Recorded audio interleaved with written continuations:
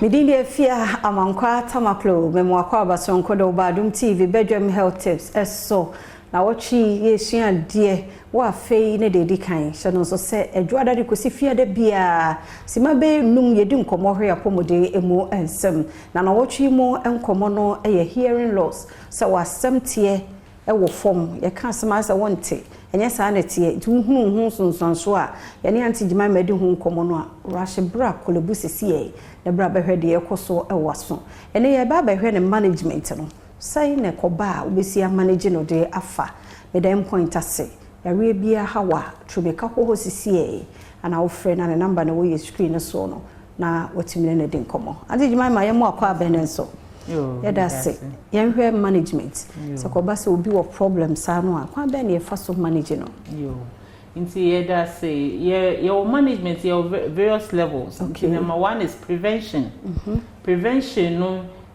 body rule na say a church amount for send you to me e keep you one so ye na emma nyema bia we to me esi ano no emba into for instance near tire bebre nte ye yi yasom and only the commonest obia to me fa bibia or fa ntakra or fa you assume no be nu na somsa and no ye church against it and I say a church as a man yesa me say ya ne mukeka yo ai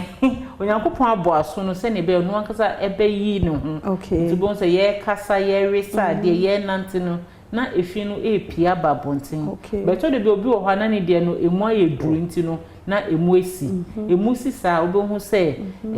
aye ho kirewo to kwa ye behwem na ya huhu mama wo anti de wo ka che se mu ekeka ye hu se efia bam na esi de ba mo ho na mo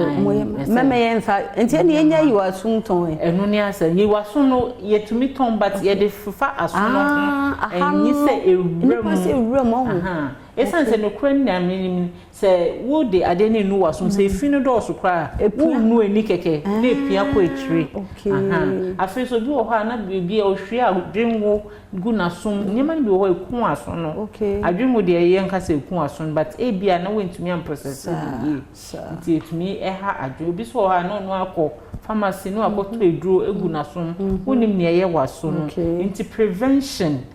very important for us afi so antibiotics ne ade no ye to a doctor antroye no na yama eno so abre ase esanse ni pedua no bia wo se ne ane de na esifa ebi wo ho a otumi nya effect na ntem go to antibiotics be betumi ahawo nya ade na wonim se na me fie ye try kakra na nsia na me amahwe ase makoto bia bisi wo me try pa me sister ye ENT ade tu na oka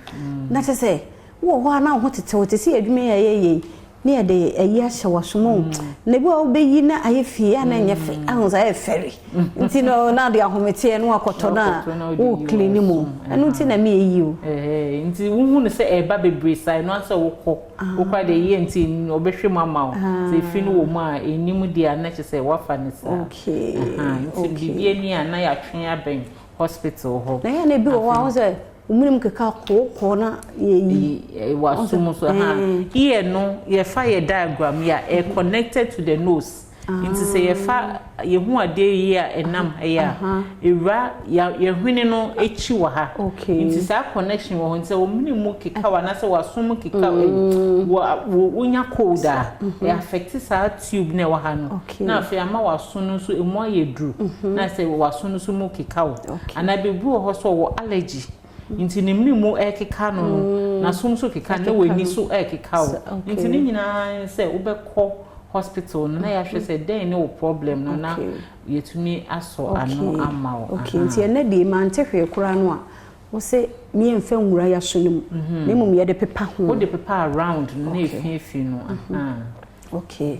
ene o china nyame ya admo wadaroma na wo ne ye wie ene yemfom si ha eda se ye sure se wutie nsem na ye kan ye pa nyame ya dum ochina ye beto so endpoint homeopathic clinic na daroma ochina de pachi na hwe ye